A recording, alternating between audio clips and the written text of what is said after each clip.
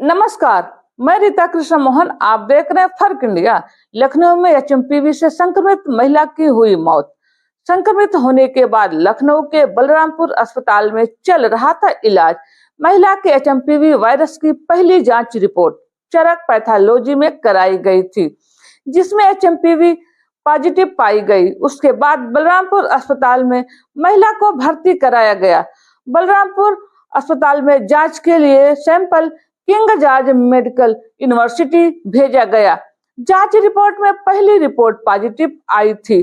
24 घंटे के अंदर दूसरी बार नमूने भेजकर जांच कराई तो एचएमपीवी वायरस की निगेटिव रिपोर्ट आई थी, जिसके बाद इलाज के लिए लखनऊ के बलरामपुर अस्पताल में भर्ती महिला आशा शर्मा की मौत हो गई। इस मामले में बलरामपुर अस्पताल के निदेशक एवं प्रमुख अधीक्षक डॉक्टर सुशील प्रकाश ने बताया। हमारे यहाँ उषा शर्मा नाम की महिला दिनांक 8 तारीख को आई है यहाँ पर। इसके पहले ये 5 जनवरी को अपोलो हॉस्पिटल में एडमिट हुई है। सांस की शिकायत के साथ, बुखार के साथ, जुकाम के साथ, कमजोरी के लक्षणों के साथ वहाँ पे जो है ये भर्ती रही हैं 1-2 दिन। और वहाँ पे जो है इनको बताया गया या क्या बताया गया हम नहीं कह सकते हैं, लेकिन वहाँ से ये लामा होकर के चली आई।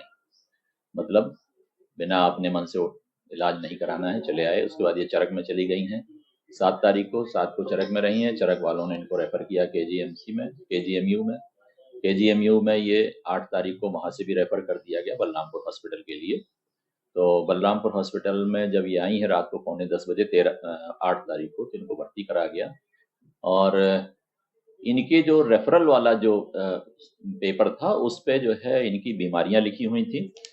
ये जो है आपकी viral pneumonitis, kidney disease, type 2 diabetes mellitus, hypertension, hypothyroidism और ओल्ड टीबी की हिस्ट्री, ये सब इनके रेफरल पेपर पे लिखा हुआ था डायग्नोसिस के रूप में। वहीं पर नीचे लिखा हुआ था एचएमपीवी पॉजिटिव। लेकिन उस एचएमपी जब हम लोगों ने देखा तो उस एचएमपीवी पॉजिटिव के सपोर्ट में इनके पास कोई जांच नहीं थी, कोई और उसमें डिटेल नहीं था।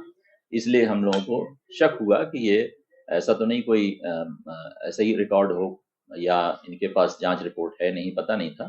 तो हम लोगों ने अपना एक यहाँ पे सैंपल लिया गया और उसको केजीएमयू भेजा गया। केजीएमयू भेजने पर वो सैंपल जो है 9 तारीख को नेगेटिव आ गया। तो इस तरह से एचएमपी नेगेटिव मरीज के रूप में हम लोगों ने इसका इलाज किया।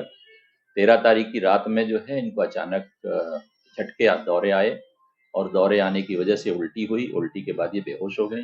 इनको तुरंत हम लोगों ने आईसीयू में शिफ्ट किया। आईसीयू में विधिवत जो है हमारे विशेषज्ञों ने इनका इलाज भी किया है। और लेकिन इलाज के बावजूद भी ये जो है 13 तारीख को 12 बजे दिन में 12:05 पे ये जो है वो एक्सपायर हो गया पेशेंट। तो उसके बाद जो है ये उसके अटेंडेंट थे ही, वो अपना दे करके चले गए। सर एचएमपीवी से तो कोई इसका लेना देना नहीं है मौत का? एचएमपीवी से नहीं लेना देना है, क्योंकि इतनी सारी बीमारियां इनको उस समय भी थी, पहले ही थी, इनका इलाज हो रहा था। और इन बीमारियों के अलावा जो डायग्नोसिस हम लोगों ने यहाँ बनाई, सीजर एपिसोड और एस्पिरेशन निमोनाइटिस हुई इनको, हाइपोकैलेमिया भी था जिसकी वजह से हार्ट फेलोर भी था। तो इतने सब बीमारी के साथ जो है इनका इलाज चल रहा था। तो और 60 साल की उम्र थी, तो पेशेंट गंभीर बीमारियों से पीड़ित थी, उसका इलाज चल रहा था और मृत्यु हुई है। इसमें एचएमपीवी का तो मामला ही नहीं, क्योंकि वो नेगेटिव है। जैसे सिंपल जुकाम में होते हैं वैसे ही उसमें लक्षण होते हैं। सर्दी, जुकाम, खांसी, बुखार, सांस फूलना, यही सब लक्षण उसमें भी होते हैं। एचएमपीवी में यही सब एक नॉर्मल वायरल डिजीज भी होते हैं। आईएलआई में, इन्फ्लुएंजा लाइक इलनेस में भी यही सब लक्षण होते हैं। तो माना जरा सर बच्चों में ज्यादा पाया जाता है, लेकिन ये बुजुर्ग महिला, बच्चों और बुजुर्गों में दोनों में हो सकता है। किसी भी जहाँ भी इम्यूनिटी कम होगी वहाँ भी वायरल डिजीज, कोई से भी वायरल डिजीज हो सकती है। इसको गंभीर बीमारी बताया गया, काफी गंभीर बताया गया है। नहीं, ऐसा कहना गलत है।